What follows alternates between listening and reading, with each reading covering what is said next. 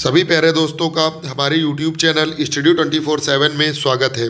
प्यारे साथियों, आज का जो हमारा टॉपिक है, आज से हम लोग एक नई सीरीज चालू करने जा रहे हैं जिसमें हम लोग जीके जीएस के प्रैक्टिस सेट्स का रिवीजन करेंगे। इससे प्रैक्टिस सेट्स में हम लोग हिस्ट्री, पॉलिटी, ज्योग्राफी, इकोनॉमिक्स के क्वेश्चंस और एक क्वेश्चन में जो भी ऑप्शन होंगे उनसे भी क्वेश्चन बनाएंगे। तो most important question, previous year questions का रिवीजन करेंगे। तो चलिए शुरू करते हैं आज से नई सीरीज। तो सबसे पहला क्वेश्चन देखते हैं। द्वितीय विश्व युद्ध से प्रभावित देशों में बच्चों और माताओं को आपातकालीन भोजन और स्वास्थ्य देखभाल प्रदान करने के लिए संयुक्त राष्ट्र द्वारा कौन सी एजेंसी बनाई गई? इसका मतलब है, जब भारतीय इतिहास में द्वितीय विश्व युद्ध हुआ तो बच्चों और माताओं को आपातकालीन सेवाओं के लिए सरकार के द्वारा कौन सी एजेंसी बनाई गई? संयुक्त राष्ट्र के द्वारा कौन सी एजेंसी बनाई गई? तो इसका राइट आंसर हो जाएगा UNICEF, United nation international children fund. ये बनाई गई हमारी आपातकालीन सेवाओं के लिए। इसकी स्थापना 11 दिसंबर सन 1946 को हुई। अगर हेडक्वार्टर आपसे पूछ लिया जाए तो हेडक्वार्टर है न्यूयॉर्क में। अगर यूनिसेफ की पहली यूथ एम्बेसडर पूछा जाए तो यूनिसेफ की पहली यूथ एम्बेसडर है हिमा दास। चलिए दोस्तों, नेक्स्ट क्वेश्चन देखते हैं। नेक्स्ट हमारा प्रश्न है, निम्न में से किस राज्य की रेलवे लाइन की लंबाई किलोमीटर में सबसे अधिक है? ऐसा कौन सा राज्य है जिसकी रेलवे की लाइन की लंबाई किलोमीटर में सबसे अधिक है? तो उत्तर प्रदेश राज्य की रेलवे लाइन किलोमीटर में सबसे अधिक है। तो इसका राइट आंसर हो जाएगा उत्तर प्रदेश। नेक्स्ट क्वेश्चन आपसे पूछा है, सबसे लंबी दूरी वाली ट्रेन कौन सी है? तो सबसे लंबी दूरी वाली ट्रेन है डिब्रूगढ़ से कन्याकुमारी, जो कि असम से तमिलनाडु तक चलती है। इस ट्रेन की लंबाई 4286 किलोमीटर है। विवेक एक्सप्रेस के नाम से जाना जाता है। अगर आपसे बात करें भारत में सर्वप्रथम पहली रेल कब चली, तो सन 1853 में चली। पहले इलेक्ट्रॉनिक रेल पूछे तो सन 1925 में चली। नेक्स्ट क्वेश्चन पूछे, सबसे बड़ा रेल नेटवर्क कौन सा है? तो यूएसए सबसे बड़ा रेल नेटवर्क है। भारत चौथे स्थान पर है। और सबसे लंबी रेल सुरंग कौन सी है? पीर पंजाल, जो कि 215 किलोमीटर है, जो कि 11.215 किलोमीटर है, जो कि जम्मू कश्मीर में है। भारत का सबसे बड़ा रेलवे स्टेशन है हावड़ा, जो कि पश्चिम बंगाल में है। और सबसे बड़ा जंक्शन है मथुरा। तो रेल से संबंधित सभी प्रश्नों के बारे में अभी हम लोगों ने चर्चा की। नेक्स्ट क्वेश्चन देखते हैं दोस्तों। नेक्स्ट हमारा प्रश्न है, प्रतिष्ठित ग्रैमी पुरस्कार निम्न में से किस क्षेत्र में उत्कृष्टता हेतु प्रदान किया जाता है?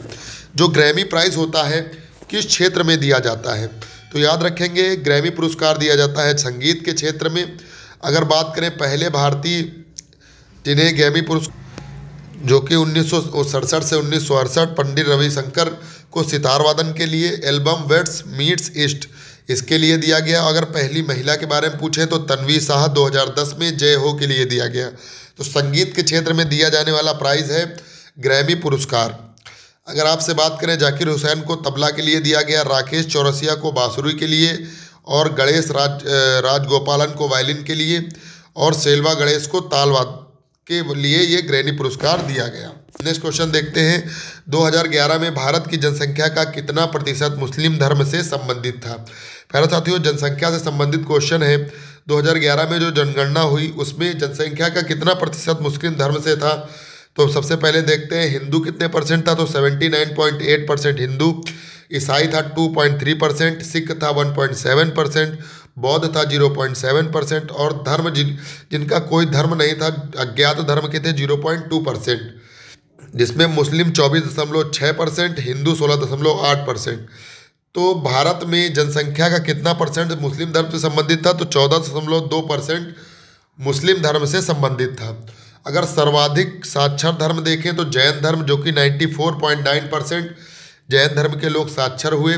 और सबसे कम साक्षर लोग मुस्लिम धर्म के, सर्वाधिक संख्या हिंदू में परसेंटेज में, और सबसे कम हिंदू, सर्वाधिक संख्या हिंदू हिमाचल प्रदेश में, और सबसे कम हिंदू मिजोरम में।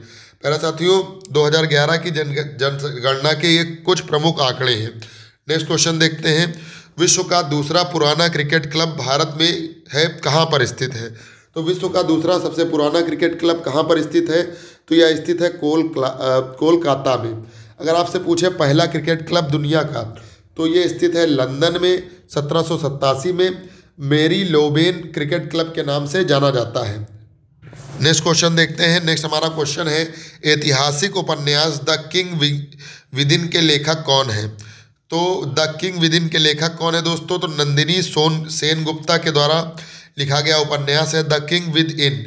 अगर आपसे बात करें इंदु सुंदरसन के द्वारा, तो the mountain of light Indu Sundaresan के द्वारा लिखा गया है। और जिंदगी नामा किसके द्वारा लिखा गया है? कृष्णा सोबती के द्वारा।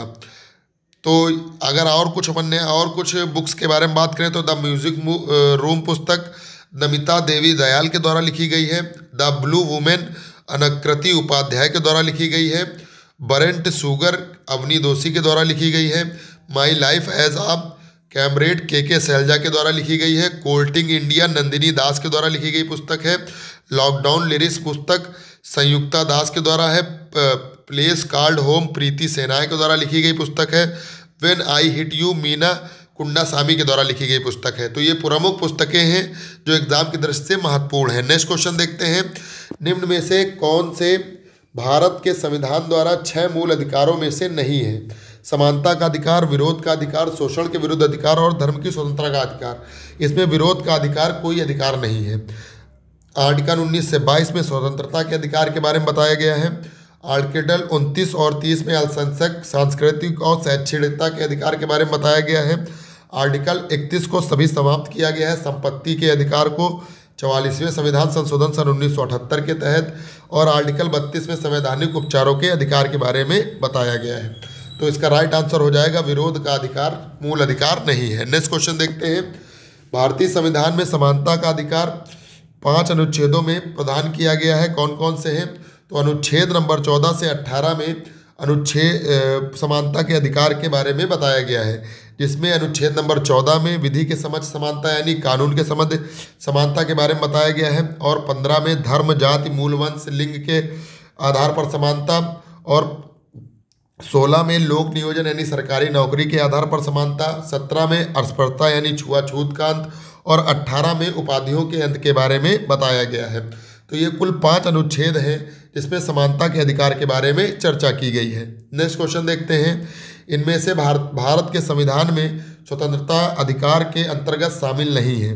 तो स्वतंत्रता के अधिकार के अंतर्गत भारत के राज्य क्षेत्र में किसी भी धर्म को बढ़ावा देना, ये स्वतंत्रता के अधिकार के अंतर्गत नहीं शामिल है। वाक की स्वतंत्रता, अभिव्यक्ति स्वतंत्रता शामिल है। शांतिपूर्व और निरायुध सम्मेलन की स्वतंत्रता शामिल है। भारत के राज्य क्षेत्र और सर्वत्र आबाद संचरण की स्वतंत्रता भी शामिल है। लेकिन भारत के राज्य क्षेत्र में किसी भी धर्म को बढ़ावा देना ये हमारा स्वतंत्रता अधिकार नहीं है। नेक्स्ट क्वेश्चन देखते हैं, कौन सा अनुच्छेद जीवन और व्यक्तिगत स्वतंत्रता के संरक्षण से संबंधित है? तो जीवन और व्यक्तिगत सुरक्षा के तो अनुच्छेद नंबर 21 इसका राइट आंसर हो जाएगा। नेक्स्ट क्वेश्चन है, 1857 के विद्रोह के समय ब्रिटिश प्रधानमंत्री कौन था? तो 1857 के समय ब्रिटिश का प्रधानमंत्री था पाल्मस्टन। पाल्मस्टन ब्रिटिश का प्रधानमंत्री था। अगर बात करें उस समय भारत का गवर्नर जनरल कौन था? तो कैनिन के समय हुआ था। और तो गवर्नर जनरल था लॉर्ड कैनिन और ब्रिटिश का प्रधानमंत्री था पाल्मस्टन। 18 मई 1857 की क्रांति 10 मई सन 1857 को मेरठ से इस क्रांति ने जन्म लिया। नेक्स्ट क्वेश्चन देखते हैं दोस्तों। नेक्स्ट है, निम्न में से किन स्थानों पर 1857 विद्रोह के आरंभ का सही क्रम बताइए? तो सबसे पहले मेरठ में शुरू हुई 10 मई सन 1857 को, फिर 11 मई सन 1857 को दिल्ली में, फिर दिल्ली से झांसी, झांसी से इलाहाबाद, इलाहाबाद से कानपुर और कानपुर से लखनऊ। और इसी प्रकार 1857 की क्रांति ने एक बड़ा रूप ले लिया। तो ये एक सही क्रम है डेट वाइज। नेक्स्ट क्वेश्चन देखते हैं दोस्तों, निम्न में से 1857 के किस नेता के सिर पर 50,000 का इनाम था? ऐसा कौन सा नेता था जिसके सिर पर 50,000 का इनाम था 1857 की क्रांति के? तो फैजाबाद के मौलवी के ऊपर 50,000 का इनाम था।